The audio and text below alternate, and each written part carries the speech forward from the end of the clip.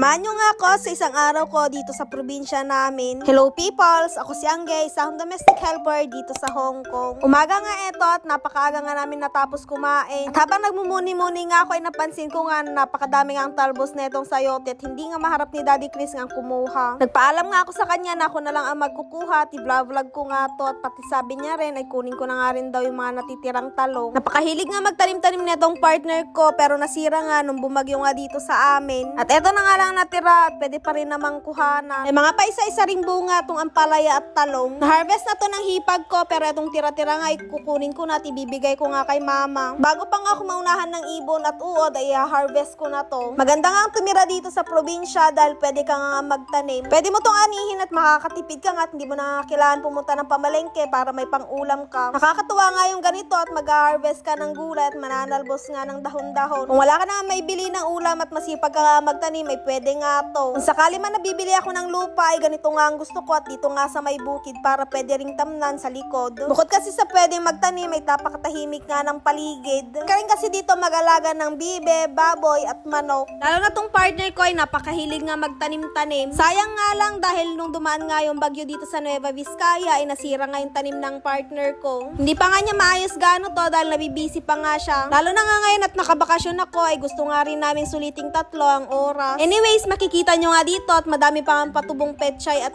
sitaw. Hindi pa ganun kalago etong sayote pero pwede ko nang talbusin to at sayang din kung masisira. Pahinog na din to mga ampalaya kaya kinuha ko na rin. Kada pipitas nga ng gulay yung partner ko ay nahatid nga niya doon kay mama ko. Hindi ko nga alam kung kanino nga niya hinihingi yung buto basta ang sabi niya lang sa akin ay may mitatanim nga siyang gulay. Meron din ilang pirasong talong kaya naman kinuha ko na din. Nung kadadating ko nga dito ay pinaharvest nga ng partner ko sa hipag ko yung mga talong kesa masira. Sa sitaw naman ay meron nga atang 3 piraso hanggang 4. Nung wala na nga akong masipat ay eto naman mustasa na pagdiskitihan ko dahil butas-butas na nga yung iba. Wala nga kasing gabutan nilalagay dito yung partner ko kundi tubig lang ang dinidilig. Nakakatawa yung ganitong buhay at napakasimple lang. Kung sakali magfa-for good ako ay ganitong buhay ang gusto ko at dito nga sa may bukid. Pupush ko nga at magsisipag nga ako sa buhay dahil hindi ko nga pinangarap ang mag-menopause nga sa abroad. Mahirap naman na magbibinata yung anak ko na malayo nga ako sa tabi niya. Kaya ganitong buhay ang nilulook forward ko at magsisipag ako para makabili rin ako ng sarili ko. Anyways, nakakuha nga ako ng isang big kiss nga ng mustasa at kung bibilhin mo nga to sa may palengke, 25 na nga tong isang big kiss na ganito. Kung hina-harvest ko nga, ibibigay ko nga kay mama para makapag-ulam pa siya ng gulay. Pagkatapos ko nga, inayos ko lang dito sa may bilao para maipakita ko nga sa inyo lahat ng mga nakuha ko. At dito nga sa may maliit na bilao, eto lahat yung nakuha ko at kasyang-kasya na to kay mama. Pwede na rin tong ulamin ng 2 hanggang 3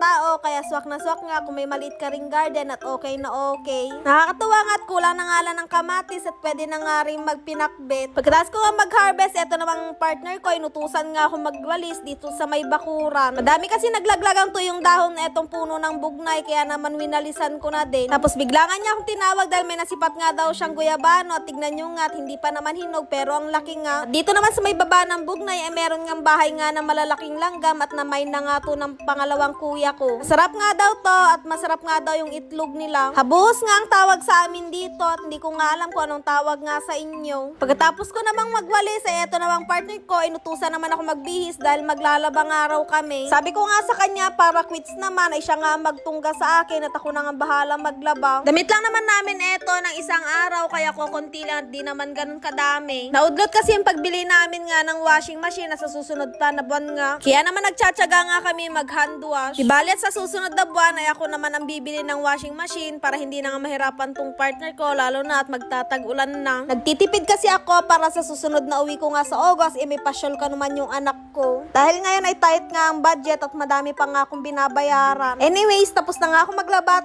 Kita nyo naman sa itsura ko at hindi na nga maipinta. Napipikon na kasi ako dahil inaasar nga ako ng partner ko. Naghati kasi kami ng trabaho dito sa loob ng bahay para parehas nga kami mapagpapahinga mamaya. Dang hapon naman ay niyaya ko nga itong pamangkin ko, yung partner ko at yung anak ko maglakad-lakad. Trip kasi ako sa ihaw-ihaw at wala nga kaming mahanapan dito sa amin. Pag bumalik na kasi ako ng Hong Kong ay mahirapan na nga ako maghanap ng ganong pagkain. Ganun lang naman kasimple ang mga cravings ko at di naman na kailangan pumunta sa mga mamahaling kainan. At dahil nga sa kakahanap namin ng mga ihaw-ihaw, nakarating nga kami dito sa bayan ng Bagabag at nakarating nga dito sa may 7-Eleven dahil tong anak ko ay nagcrave nga. Dahil minsan lang naman ito mag-request, kaya naman pagbibigyan ko. Nakita niya kasi yung vlog ko na kumakain ako ng onigiri, kaya naman nagpabili rin siya. Akala ko yun lang ang request niya at humirit pa nga ito ng isang candy. Dahil pricing nga mga bilhin sa mga ganitong convenience store, kaya naman iyaya ko na silang lumabas at mag-iihaw-ihaw na lang kami. Anyway, shoutout nga pala dun sa kahera ng 7-Eleven dito sa may Bagabag na nakakilala nga sa atin. Nakakatuwa nga lang dahil nga akala ko sa Hong Kong lang tayo makikilala at pati nga rin pala dito sa probinsya namin meron nang nakakilala sa atin. Anyways, kumain lang naman kami ng tigilang tuhog ng partner ko at mga bata at umuwi na rin naman na kami dahil wala naman kami ibang pupuntahan. Tignan nyo naman yung partner ko na i-stress na at nagbibilang na nga ng coins dahil wala na nga kaming pamasahe pa uwi. Hindi lang ako yung na-craving satisfied at pati na nga rin tong anak ko. Minsan ay napakahirap na nga rin tong tanggihan dahil nag-iisa nga siya at wala namang kaagaw. Kaya naman trinatry ko yung best ko na maibigay lahat ng pangangailangan niya. At dahil nga sa cravings namin ay nabot na nga kami ng dilim sa daan. Masyado na nga mahaba to shinare kong vlog natin for today, kaya naman dito ko na nga tatapusin. Yun lang muna for today's video. Thank you for watching.